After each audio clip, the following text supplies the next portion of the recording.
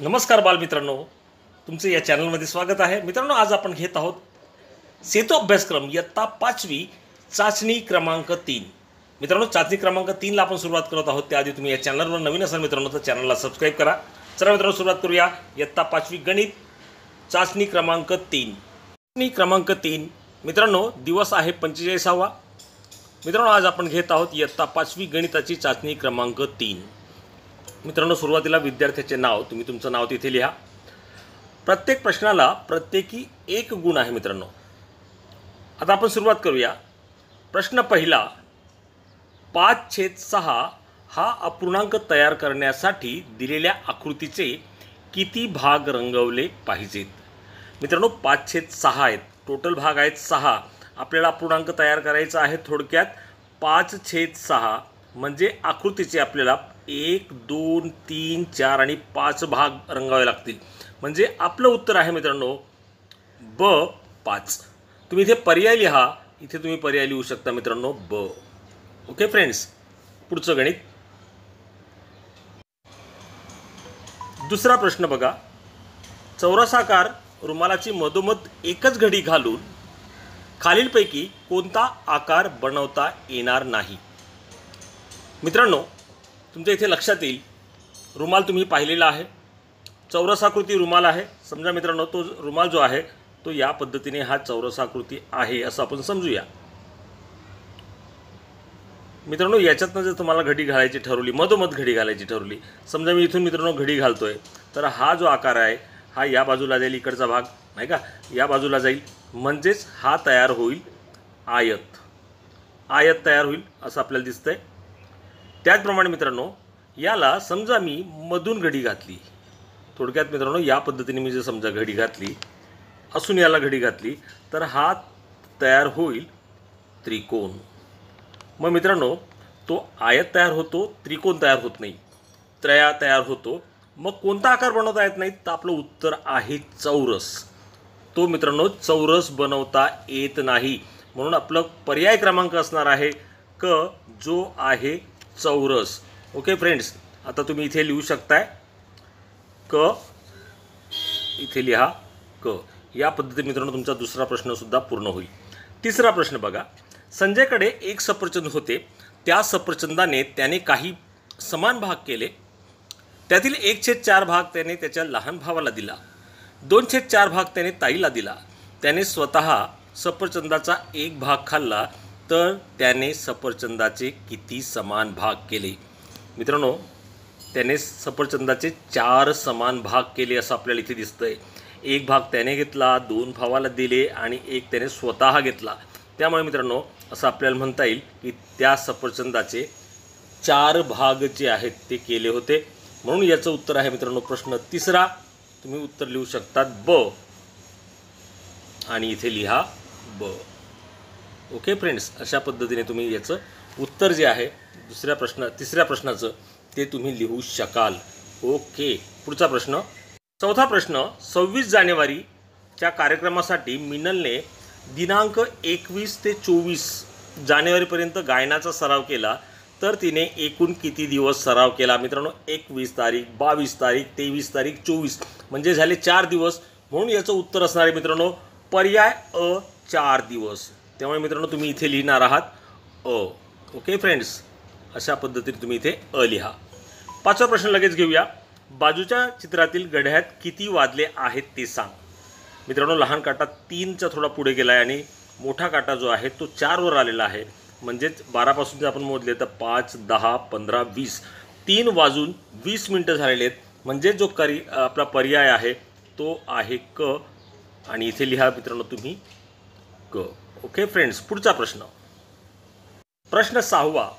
खालीलपैकी कोणाचे उत्तर बरोबर आहे ते लिहायचं आहे आपल्याला. मित्रांनो, इथे आपल्याला उत्तर दिलेली आहेत बघा. इथे एकक स्थानी 0 आहे, दुसऱ्या संख्येच्या एकक स्थानी 8 आहे. मित्रांनो, 0 आणि 8ची बेरीज केली तर ती 8 येते. इथे 0 आला आहे म्हणजे मित्रांनो हे चुकलेलं आहे. इथे 0 आणि 8 आहे मित्रांनो एकक स्थानी. इथे त्यांची बेरीज 8 यायला हवी, ते चुकलेलं आहे.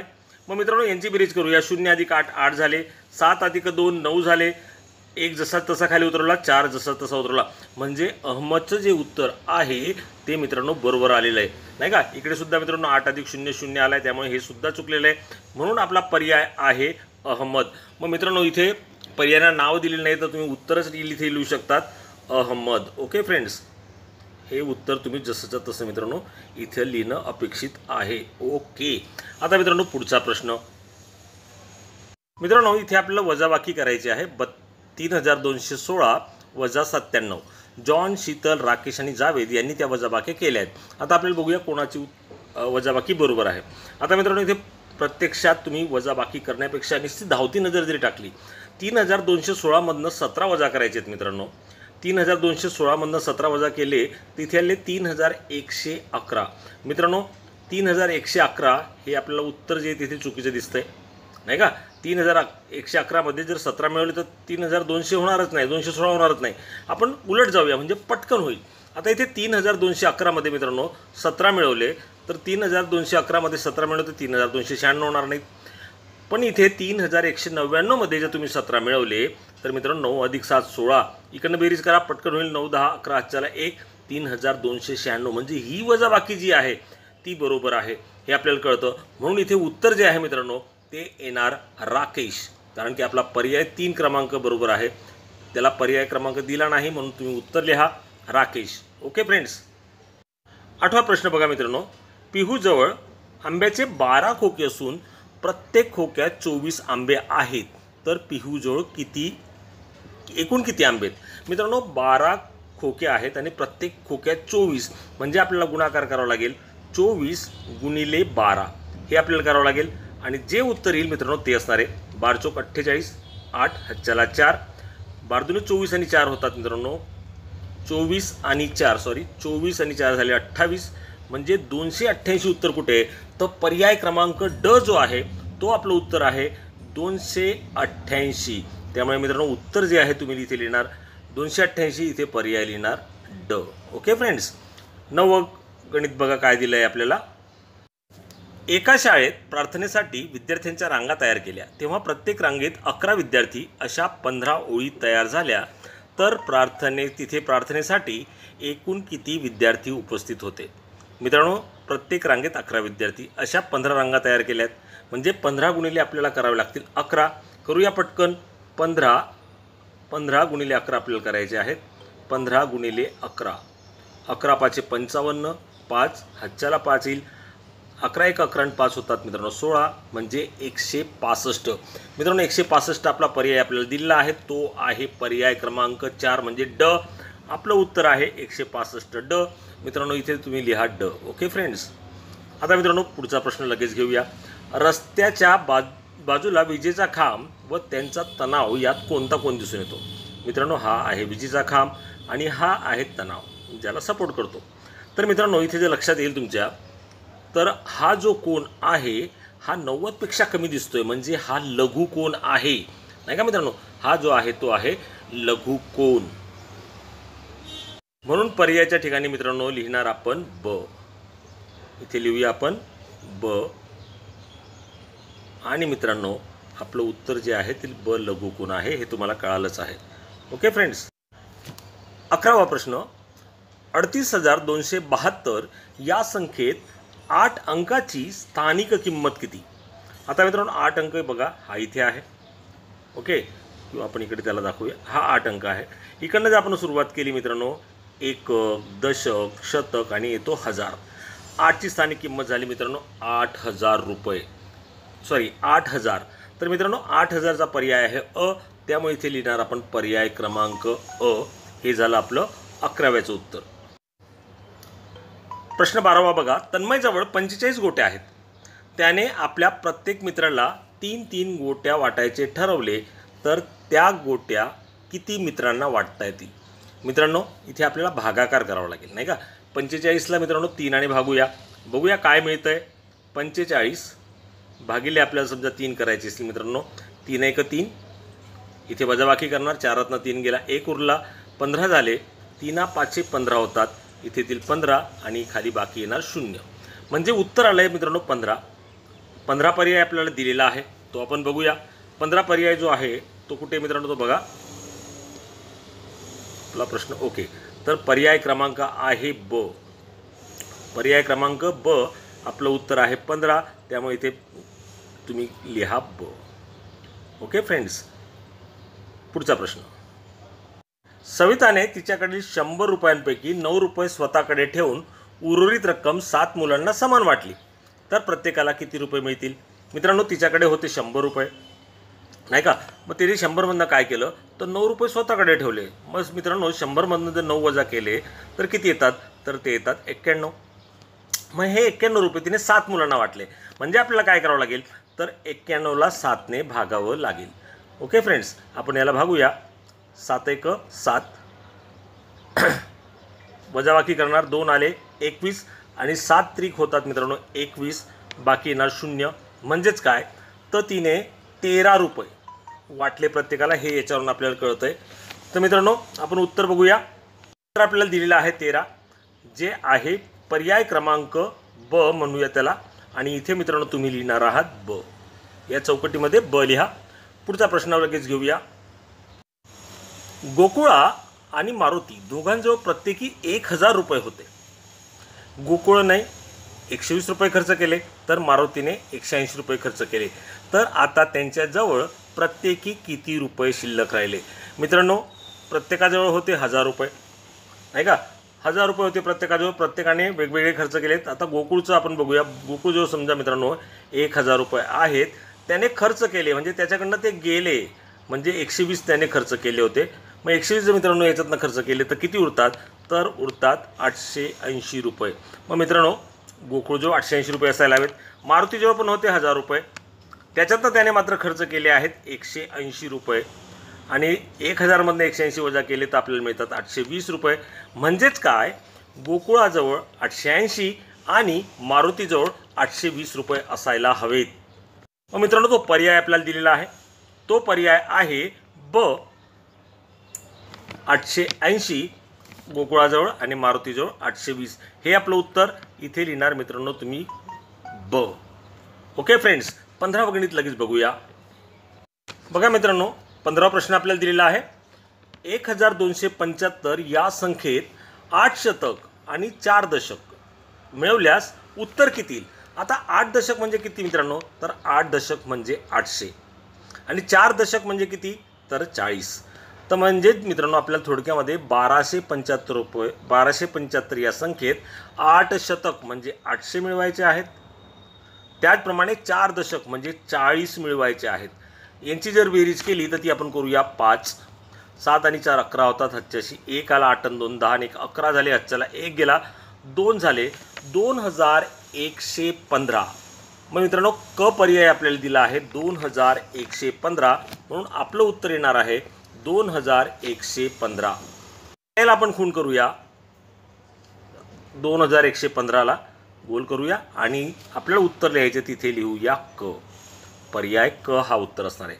ओके फ्रेंड्स, पुढचा 16वा प्रश्न.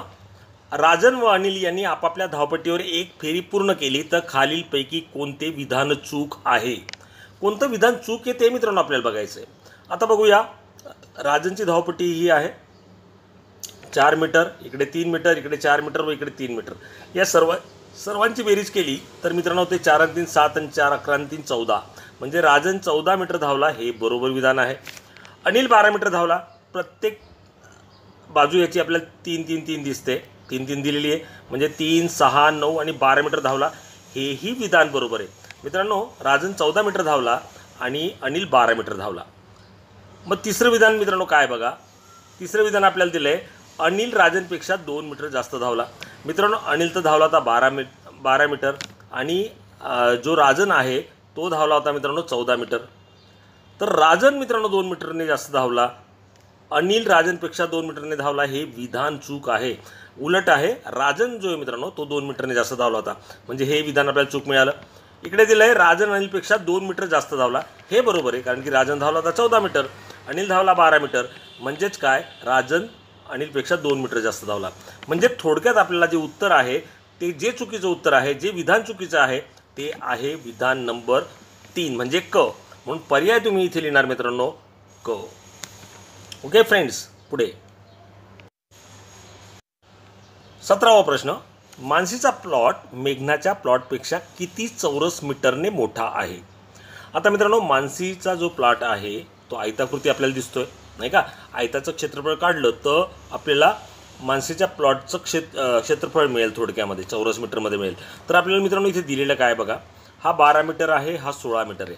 म्हणजे आपण 16 गुणिले जर 12 केले तर आपल्याला तेवढे चौरस मीटर तो प्लॉट मिळेल. 12 72, 7 चला 12 1 12 आणि 7 192 झाले. 192 चौरस मीटर हा मित्रांनो मानसीचा प्लॉट आहे. इथे 12 12 सारखे म्हणजे थोडक्यात चौरस येतो. आता 12 गुणिले 12 केले मित्रांनो तर ते येतात 144. मग मित्रांनो मानसीचा प्लॉट 192, मेघनाचा प्लॉट 144. तर कोणता प्लॉट मोठा आहे? हा प्लॉट मोठा आहे. तर याच्यामधनं जर आपण 144 वजा केले तर मित्रांनो आपल्याला किती चौरस मीटरने मानसीचा प्लॉट आहे हे आपल्याला सहज मिळेल. मग 192 मधून 144 वजा करूया. 192 मधून 144 वजा केलं तर बघूया आपल्याला काय मिळतंय. 192 इकडे करतोय, 192 वजा 144. ओके फ्रेंड्स, यांची जर वजाबाकी केली तर मित्रांनो किती येतील बघा. 8 1 गेले 5 म्हणजे 4 48 मिळत आहेत मित्रांनो. तर 48 चौरस मीटर हे आपलं उत्तर आहे. त्यामुळे इथे पर्याय क्रमांक येणार मित्रांनो ब, 48 चौरस मीटर. इथे लिहू शकता तुम्ही. हे सगळं रब करूया आधी आणि मग आपण आपलं उत्तर लिहूया. उत्तर आहे 48 चौरस मीटर, पर्याय आहे ब. Okay friends. 18वा प्रश्न, एप्रिल महिन्याच्या 1 तारखेला रविवार आहे, तर त्याच महिन्यात रविवार असणाऱ्या इतर सर्व तारखा कोणत्या? मित्रांनो 1 तारखेला रविवार असेल त्याच्यात 7 मिळवा, पुढचा तारीख मिळेल, पुन्हा 7 मिळवा, पुढची तारीख मिळेल. असं जर आपण केलं मित्रांनो तर आपल्याला मिळत आहेत 8 15 22 29. आता मित्रांनो इथे सुद्धा 8 15 22 29 आहेत, पुढे 36 पर्यंत, परंतु 36 कोणत्याही महिन्याचे दिवस राहत नाही. त्यामुळे आपल्याला उत्तर येईल 8 15 22 29. म्हणजे पर्याय क्रमांक जो आहे आपला तो 2 आहे. इथे हे उत्तर आहे. इथे 2 दिलं आहे तर इथे तुम्ही 2 लिहा. Okay friends. पुढचा प्रश्न लगेच घेऊया. खालील सारणीचे निरीक्षण करून उत्तरे लिही. आता मित्रांनो इथे नावं दिली आहेत, फुलं दिलेली आहेत. अंजली किती फुलं आहेत तिच्यासमोर? 4. रुखसार 2 फुलं आहेत. वैभवजवळ 3 आणि 2 5 फुलं आहेत. आणि आलिया जवळ 3 फुलं आहेत. आता आपल्याला प्रश्न काय बघा, अंजली आणि आलिया यांची फुले एकत्रित केल्यास, अंजली आणि आलिया यांची फुलं एकत्र करा. 4 अधिक 3 म्हणजे झाले 7 फुलं झाली. ती संख्या वैभवच्या फुलांपेक्षा कितीने जास्त आहे? वैभवजवळ फुलं किती आहेत? तर 1 2 3 4 5. 5 जास्त आहे, 5 फुलं त्याच्याजवळ आहेत. म्हणजे अंजली आणि आलियांजवळ किती फुलं जास्त आहेत? दोघांची मिळून होती 7 आणि वैभवची होती 5, म्हणजे वजा केले तर मिळतात 2. म्हणजे आपला पर्याय क्रमांक असणार आहे, पर्याय क्रमांक पहिला म्हणजे अ, आणि आपलं उत्तर असणार आहे मित्रांनो 2. त्यामुळे इथे गोल करा किंवा हे लिहा आणि इथे तुम्ही अ लिहू शकतात. अ हे आपलं उत्तर आहे. 2 फुलं जी आहेत ती जास्त आहेत. Okay friends. पुढचा प्रश्न आहे मित्रांनो, खालील नक्षीचा आकृतिबंध पूर्ण कर. आता मित्रांनो आकृतिबंध पूर्ण करायचा. तुमच्या लक्षात येईल आकृतिबंध काय बघा. इथे वर्तुळाकार आहे, बघूया. हा वर्तुळाकार दिसतो आहे, वर्तुळाकार. नंतर आहे मित्रांनो चौरसाकृती, नंतर आहे त्रिकोणाकृती. मग मित्रांनो वर्तुळाकार नंतर काय येणार? तर वर्तुळाकार नंतर चौरसाकृती येते, म्हणजे इथे चौरसाकृती असायला हवा. आता चौरसाकृती इथे दिसतोय मला, इथे पण दिसतोय, म्हणजे या 2 पर्यायांपैकी असेल.